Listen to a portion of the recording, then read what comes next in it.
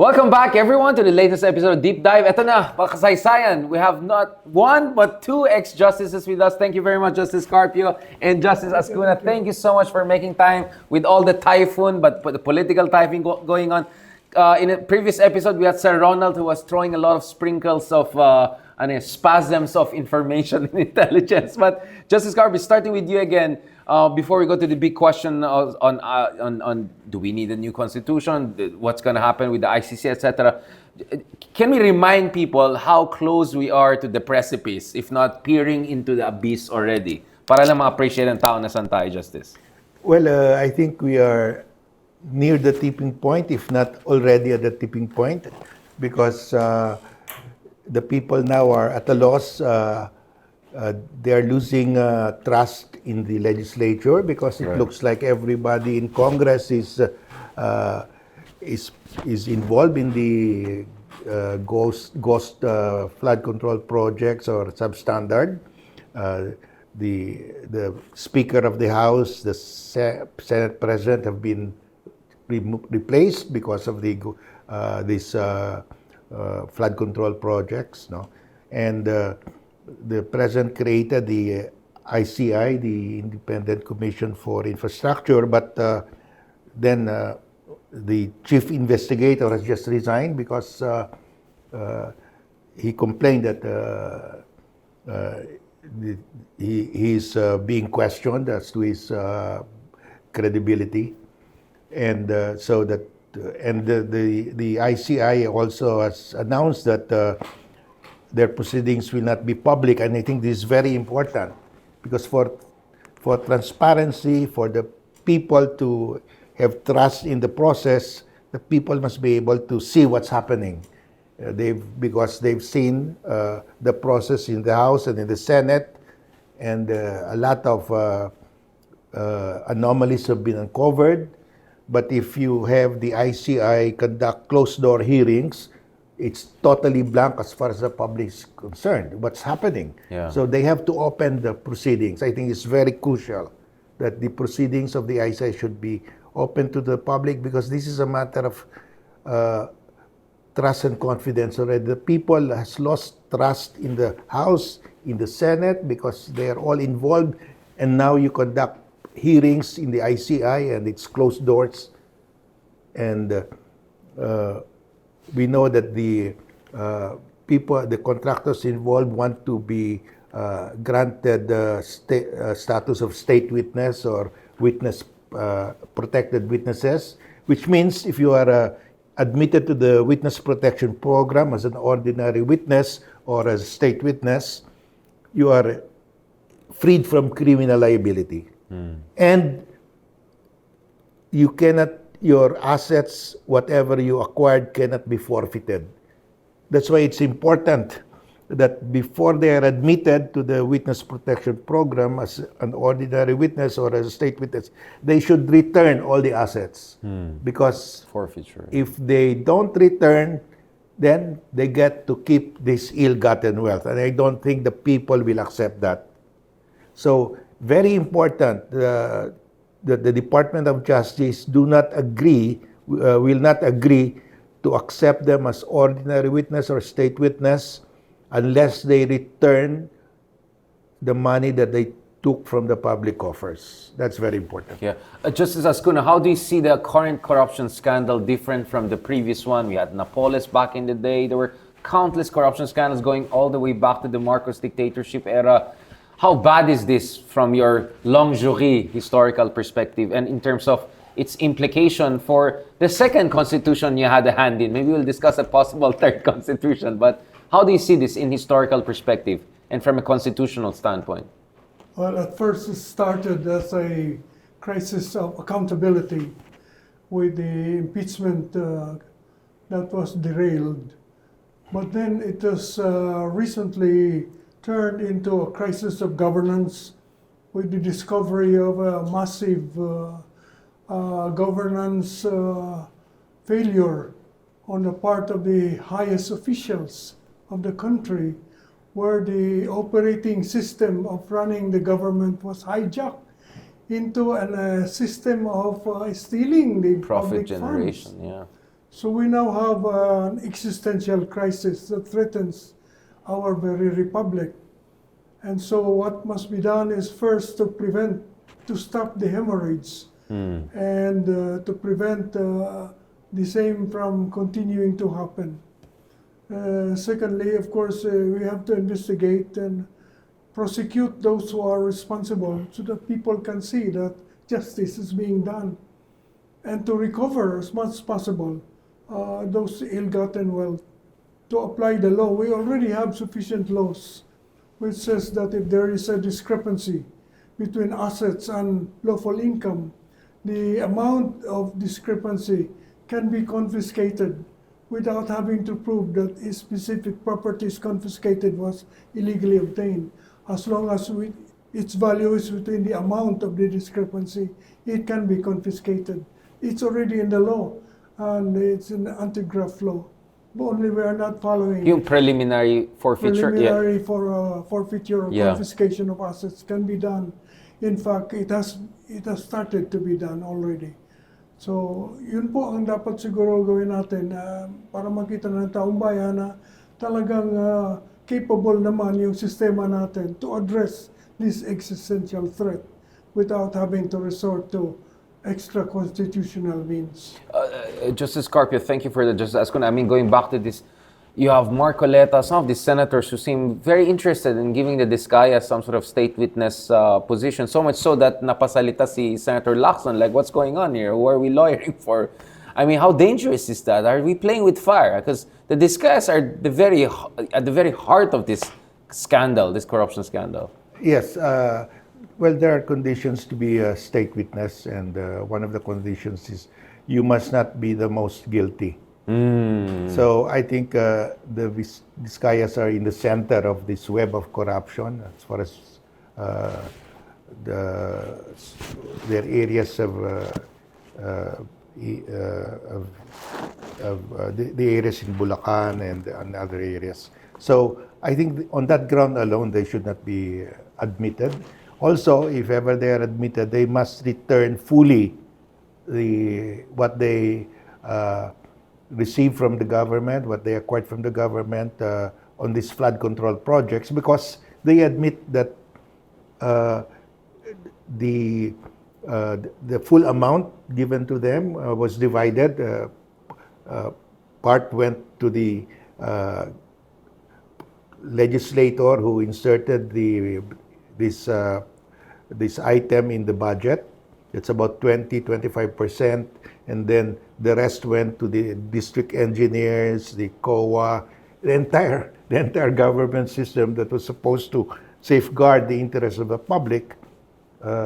They got portions of the budget, and what was left was 30%. 30% means that it's substandard. So what they got from the government was unlawful. It was ill-gotten, and they must return this. They have no legal ground to keep any part of this money, because the district engineer said, we rigged the bidding. In other words, from the very start, Alam na nila. the bidding was rigged, Yeah. and that means everything was illegal from that moment on. Right. Because that's the number one requirement. There must be a fair bidding. When they rigged it, that means everything was illegal from then on. And they must return everything.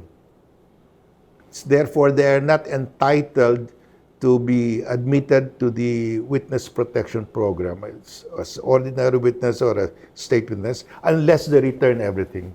Ikaw, Justice Ascuna, where do you see this angle of some politicians trying to push for? I mean, what's the logic behind a state witness? I mean, you want to create enough safety for these people to pass information so that you can bring down even a bigger fish, right? That's the whole logic that you give a state witness. So here, what should be the parameters for the state witness part? And also, what should be the parameters for the forfeitures of the... I mean, should there be a PCGG, like a new kind of a ill-gotten wealth for flood control body? I'm thinking like that. Maybe we should have a new body to be just in charge of calculating and counting and confiscating yung mga illegally acquired wealth from these flood control projects. That's a huge task, really, Professor. State witnesses are sometimes necessary in order to prove the culpability of the bigger, more responsible defendants. The state witness must not be the most guilty, must be the least guilty, so that the most guilty can still be punished. So there are requirements under the law for being a state witness, and part of the provisions is that after being engaged as state witness, they cannot be asked to surrender assets anymore, so they should surrender it before becoming state witnesses. Yun po ang kailangan dyan. But as I said, the important thing is to determine what went wrong so that it can be prevented. And not so much the idea of who was the one who did the wrong thing. That's something the ordinary prosecution lang yun eh. The ombudsman can take care of that. But what the ICI should look into is the mechanism by which all this happened, so that we can fix the system. Yun po siguro ang dapat malaman. What this insertion, bago ito eh. This idea of inserting, this idea of unprogrammed appropriations. I don't think these are constitutional. Dapat pag-aralan ng constitutionality na so that it can be prohibited. Itong billions disappeared through this method. So, yun po ang siguro the ICI, since it has limited powers, should look into that. The systemic procedure that was hijacked by the culprits in order to get billions out of the coffers of the government. Justice, please. Yeah.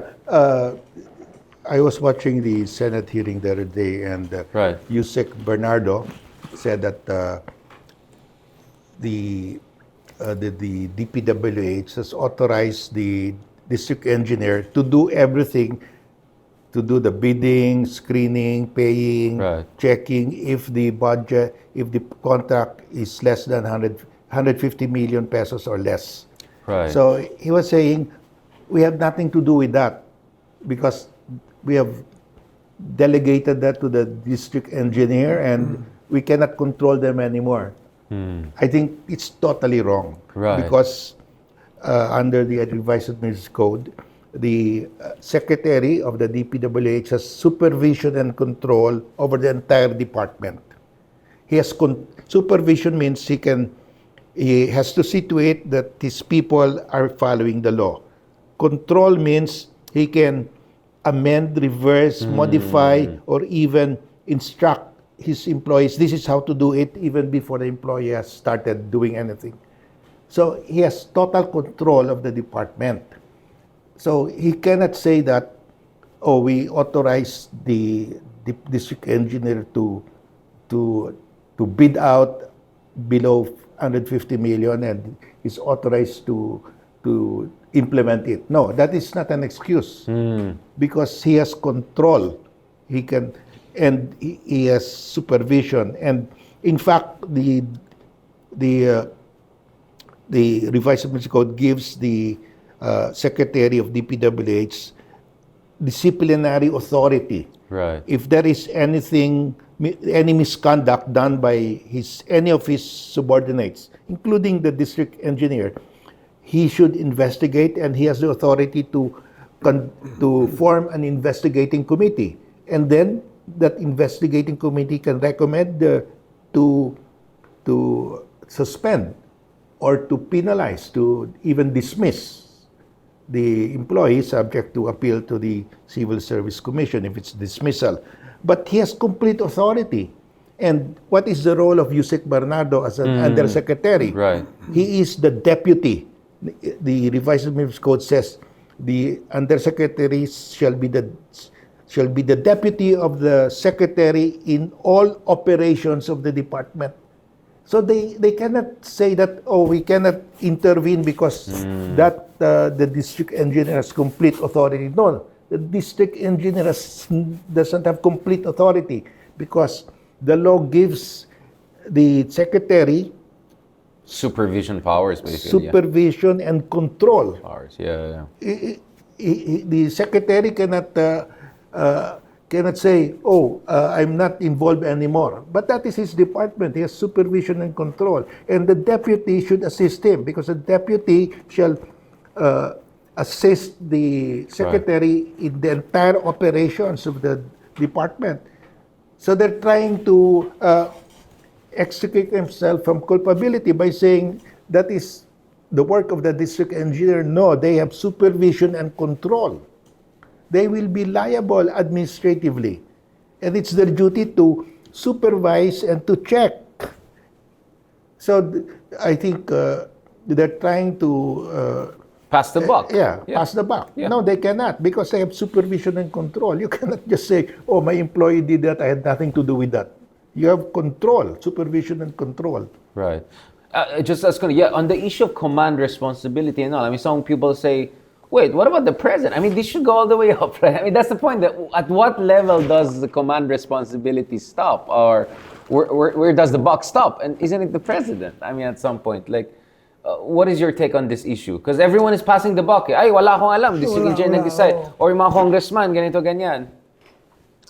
When I work in Malacanang, Professor, I learned number one, that the government has crown jewels. Right. Okay, what are the crown jewels of the government? You have the banks, starting with DBP, PNB at that time, Central Bank, and even the Land Bank now. These are all government-owned. They are part of the crown jewels. And at that time, there were two groups under President Cory vying for control. Right. And they were fighting for this crown jewel. So one group grabbed some of them, not all. But the most important crown jewel, and Executive Secretary Joker Arroyo made sure that his side got that, is the Department of Budget. Why? Because Joker said that's a gripo. Correct. No appropriated amount can be released without the gripo. So not only DPWH, DBM Yes. also. So the Yeah. DBM, Yeah. right now, the DBM secretary is not being called to account. Exactly. How could billions be released without the gripo being opened? Well, she's Secretary Aman is also kind of saying wala rin siyang alam sa like isn't it a bit yeah. In the previous General Appropriations Act, unprogrammed funds cannot be released unless certain conditions are complied with, that the government collections, revenue collections, exceed the targeted collections. Right. And there are many conditions.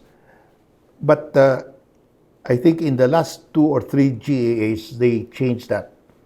The okay. unprogrammed funds can be released if it says the collections exceed the target, but they did not put there, as in the previous GAs, that the excess must correspond to the unprogrammed amount. So it can be fully funded from the excess. So if there is an excess of 1 peso, you can now release 1 billion in unprogrammed funds. I think that is the problem. Because the conditions for the release are so weak. Right. That if there is an excess collection of just 1 million, you can release unprogrammed funds of 1 billion. So the floodgate openly opens. Yes. Easily opens. They made it so Too easy easy. to release the unprogrammed funds. Unlike before, it was very strict. Right. That's why you will be. I was surprised why they were saying, "Oh, it was downloaded from the unprogrammed funds." I said, "You cannot just download." That was my understanding. So I checked the law. It's very easy now. They liberalized the access to unprogrammed funds. It does not correspond to the amount being released. The new collections or the excess collections need not be equal to the amount being released. It can be much less. And that's why they keep on getting from the unprogrammed funds. And where is that money? They have to get from PhilHealth, the transfer. Yeah, They have to right. get from AFP modernization. After the budget has been released, they get it from this, even from PDIC. After the budget has been released, that's why there is that authority to the Secretary of Finance. He can look for funds from other agencies to transfer to the National Treasury, precisely to fund the unprogrammed. So that's how it happened. I said, they have to bring back the strict requirement for the release of the unprogrammed funds. Otherwise, they will have to raid the other agencies, including trust funds, like PDIC funds are trust funds. You cannot just get it. And PhilHealth funds, they're also trust funds because they were given there, taken from the sin taxes for a specific purpose. So that's also considered trust fund. So this is an entire amendment of the structure that was in place before, a strict requirement for the release of unprogrammed funds. They liberalize it. So somebody here was an architect who changed everything. There should be liability there. Yes. This was pre-planned, that to make it easy to release the unprogrammed funds by getting the funds of PhilHealth, PDIC, and all the rest. So clearly, the guardrails gave way because there was an architect who made sure there were no guardrails or the guards were brought down. But just as AZCUNA, I mean, you had a hand in this latest constitution. Some people will say you will always be in this position, no matter how many guardrails you put, when the political dynasty control the system, right? Even if you put the guardrails today, they're going to find another way 5 years down the road, 6 years down the road. Or if people are going to forget and the news cycle is different, 6 months, in the next budget, they're going to bring it back. When you say the problem is systematic, doesn't it go back to the very way by which, or the mechanisms by which we elect our officials, which is basically a system that has been gained by a few families across the country? So, like, how do you see our way out of this, Justice AZCUNA, since you guys made sure that there's a provision in the Constitution against the dynasties? It's 2025 and still there's no genuine move to operationalize it. Well, the problem with political dynasties is the crafting of the provision which says that the state shall prohibit political dynasties as may be defined by law. And Congress has not defined it until now. So another way of doing it is through initiative. There is a way of the people themselves making the law by passing through signatures initiative. It's a very difficult process, but it can be done. Another is for the Supreme Court to come out with a decision mandating Congress to define so that the prohibition will be realized because it's mandatory. The state shall prohibit as may be defined by law. So it's possible, if there's a will on the part of the Supreme Court, to issue mandamus in Congress in order for Congress to define political dynasty. The Muslims, our Muslim sisters and brothers have done it. In BARM, yeah. In their parliament, they have adopted a law defining political dynasty. If the Muslims can do it, why can we not do it? So it's possible the Supreme Court will come out anytime now, decision redeeming itself from its failure to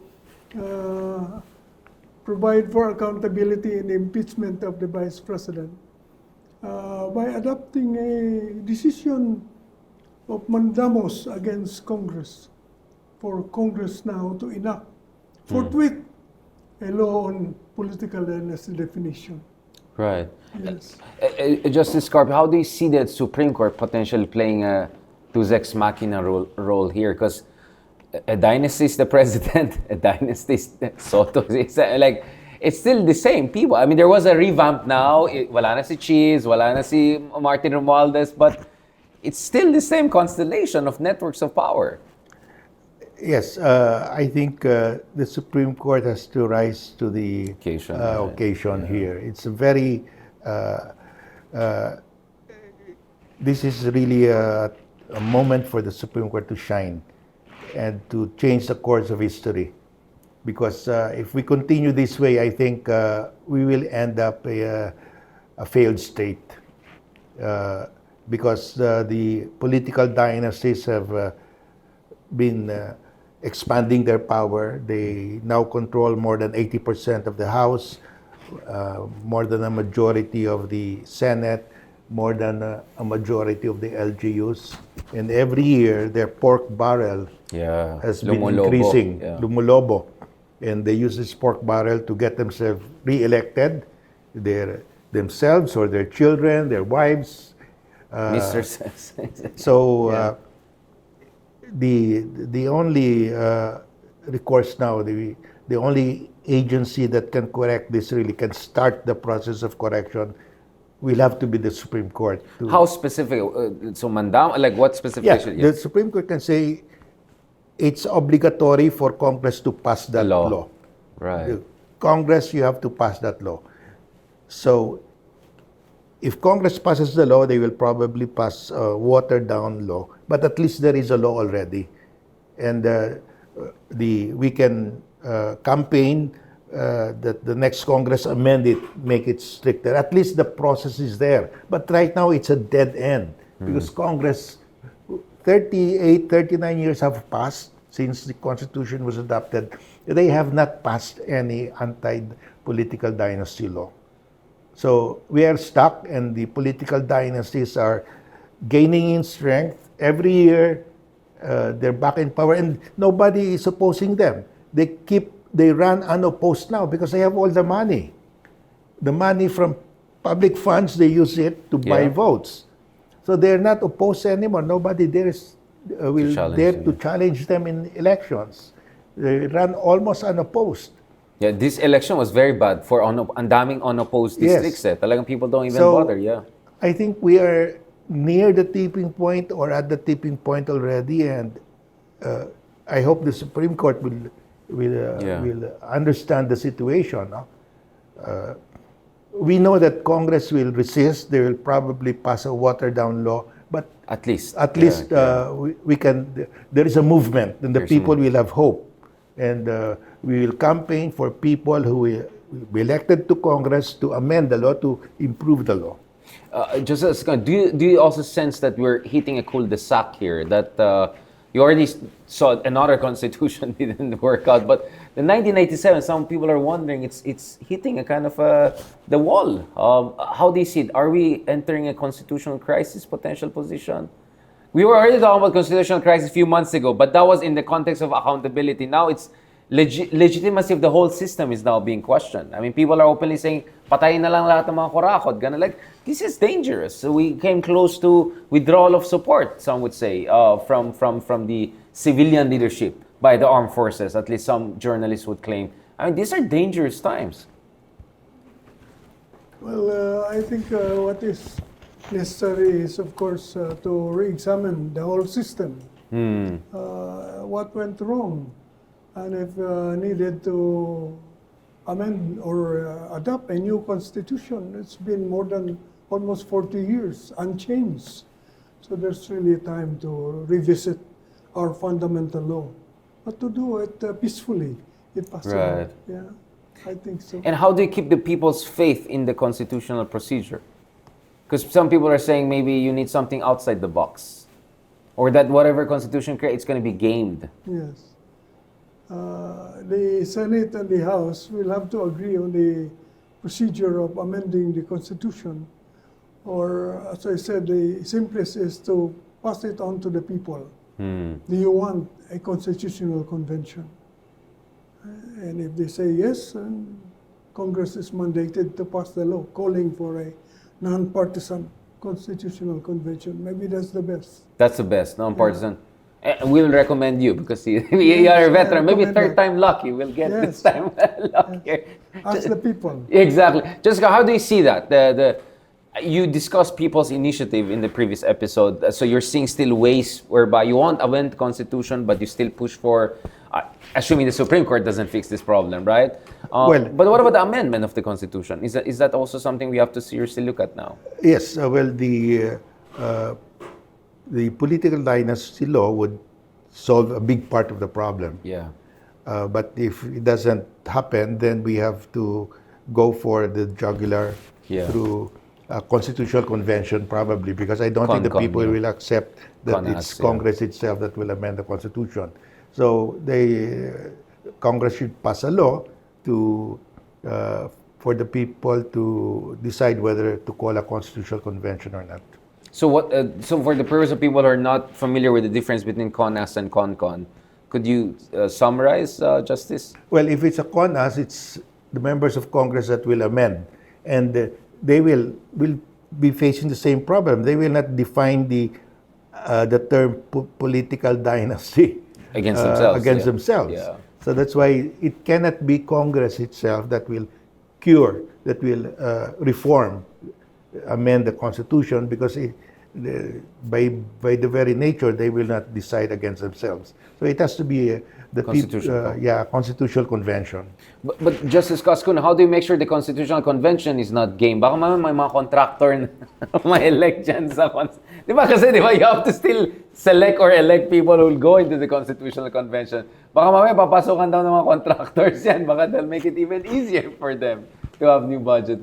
How do you guard the process to make sure that a much more popular way of coming up with a new constitution is also not gamed by nefarious elements? The 1971 Constitutional Convention was a non-partisan, and the law that provided for that can be used as a model because it prohibited the incumbent members of Congress from running for the Constitutional Convention. So you'll put prohibitions. Bawal ang contractors. Yeah. Bawal din yung political parties. So you from could put the participating. strict rules, yeah. Medyo maganda yung model na yun. Interesting. Yeah, You, Justice. I think the delegates to the Constitutional Convention should not be elected by district because that's controlled by the congressmen. So if the delegates will be elected province-wide or region-wide, it will be better because then they will not be. Otherwise, it will be their proxies if it's by district. It should be like in the 71 elections for delegates. Yun nga, yeah. It's for Metro Manila. Yes. It was the entire Metro Manila, and you had good delegates chosen there. Not sila Voltaire. Right. A lot of professionals, even doctors and so on. Yeah. Even Father Ortiz was elected. Elected to the... So it has to be a larger area, not the district, because it's district. It will be gamed by the district congressman. Exactly. Yun nga, like, kasi yun din ang next question. Baga game na naman nila yun. Kasi yun nga, it's like a mafia operation, right? At every point, there are checkpoints to make sure they protect their interests. Last part, good justices. I mean, we cannot discuss what's happening inside the country without also discussing that as far as accountability is concerned, some would say, sadly, ICC is showing the way, right? But nevertheless, even the ICC is not as fast as people would think. Justice CARPIO, what is your idea about what's happening with the ICC right now na medyo na postpone yung hearing, the Kaufman and the people are asking for, basically, Digong saying suddenly he's not fit to stand for trial. He's fit to have love life. Or love life, some would say, but he's not fit to stand for trial. I mean, what's going on, Justice? Well, usually if you raise that issue of the competence of the accused to stand trial, mental competence, then it has to be an independent psychiatrist that will examine. It cannot just be the lawyer saying it. Yeah. So, and the family of President Duterte have been saying that he is fine. they visited him and they were talking to him. They didn't complain that he forgot had their dementia. name or sino siya. Yeah. They said he's fine, he's good. So I don't know where his lawyer is coming from. I mean, the family themselves, the family of Duterte, is saying that he is okay.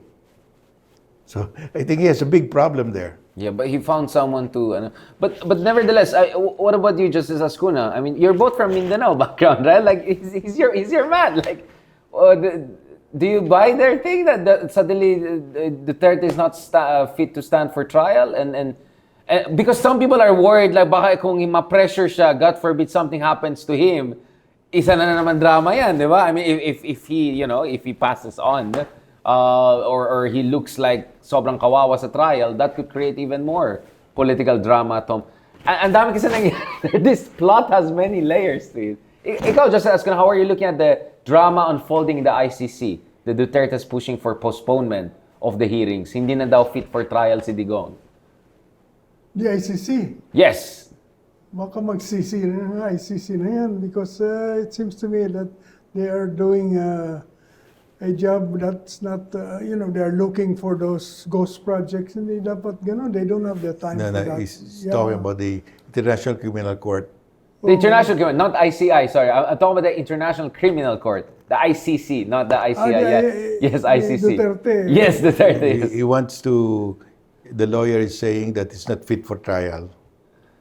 So now suddenly he's making drama that apparently he's not fit for trial. So it's a big problem because it's so hard to get the witnesses, to bring people.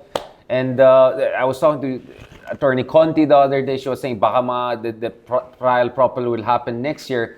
But interestingly, now that alam natin Digong is not going to be alone, that they're going to be co-perpetrators, baka there's a time to put all of them together, right? Kind of a group egg sila together. I mean, how do you see that? Just how do you see the drama in the International Criminal Court? Sorry, I had to spell it ICC, not ICI. Yeah.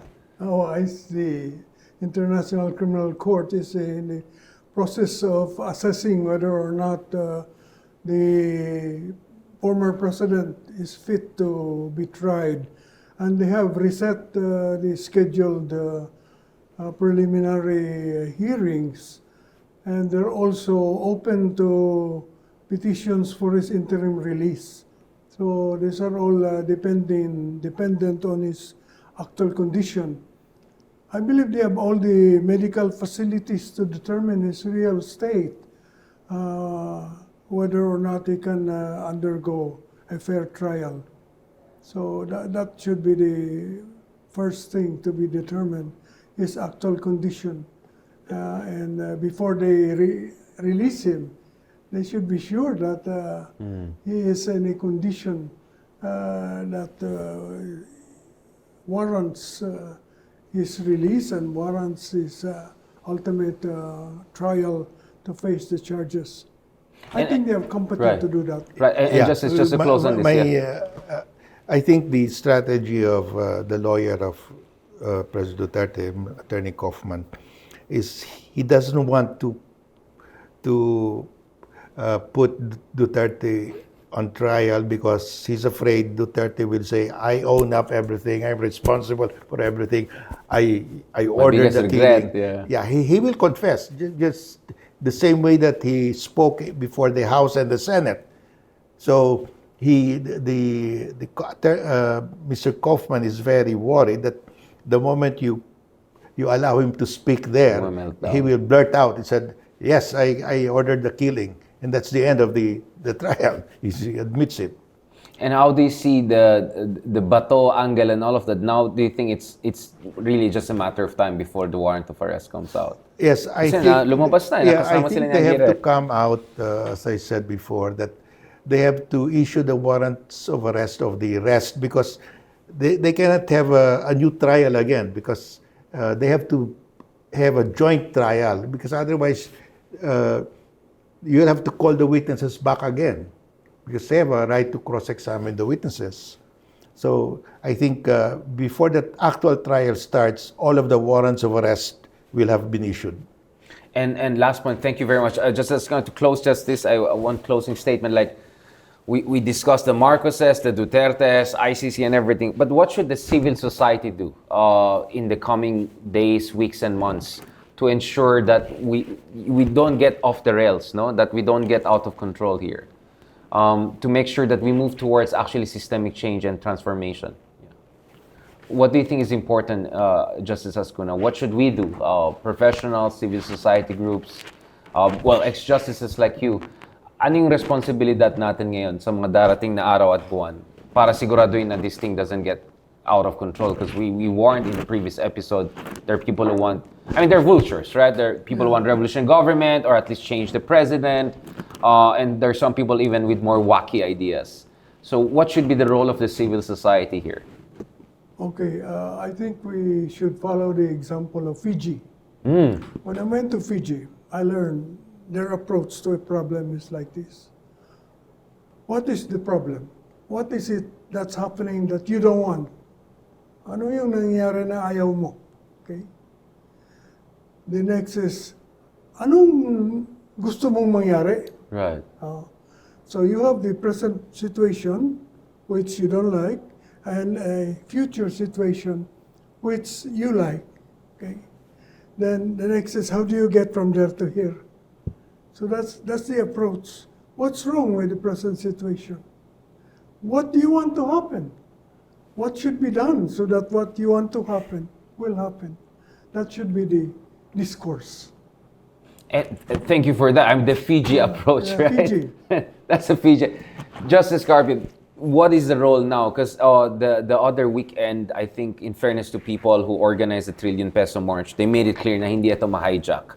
Or I think Congressman Percy Sendani openly said, we're not going to even call for resignation of Marcos because that would automatically mean Sara going up. It's almost openly blurting out, we're not fools here. So as much as strategically we want a better Philippines, tactically we're also going to be smart to make sure hindi ito ma-hijack ng mga nefarious forces. So Justice Gabriel, what should be the next step? Okay, successful na yung trillion peso march. Many people came out. But what should be next? Should there be a rally protest every month? How do you keep the feet of the government next to fire so that they get this right this time? At hindi performative lang itong mga hearings and all of that. Well, first, we should continue to monitor the hearings at the ICI. We must demand a public hearing. They cannot do it in closed doors. No. Second, we should work on a people's initiative already. These are the twin moves that we should do. To push for to pass the enabling law for anti-political, to have a anti-political dynasty law.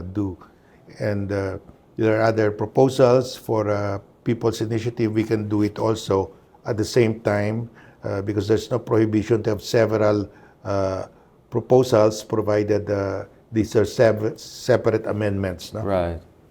We do it in one blow. We don't waste time. We will have several. Like one, we will put a disqualification for those running for office if you have not complied with. There is a disallowance by COA against you. Right. If you have not paid the disallowance, then you cannot run for public office, no, and things like that. So we can do that now because of course Congress will not pass that because that's against them. So and what about nurturing the energy for 2028? Assuming there'll still be elections and democracy come 2028, can this be an opportunity to nurture a new generation of leaders? Yeah, because this will be actually the people doing the legislation, and the people will realize that they have the power to change the course of the government. They can have the power to actually pass the legislation that they want. It's a little bit cumbersome, but they can do it if they have the will to do it. On that note, thank you very much, Justice Carpio and Justice AZCUNA. Kung may Jingoy and Joel, may Justice Arthur J and J version.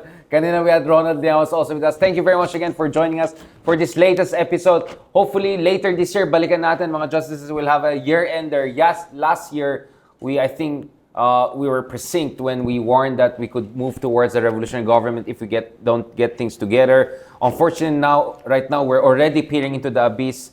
Kaya mahalaga talaga we're aware of what's happening. We know what we want, but we also know what we don't want. And more important, we know how to get from point A to point B. And that's where we're gonna have a lot of debate and discussions.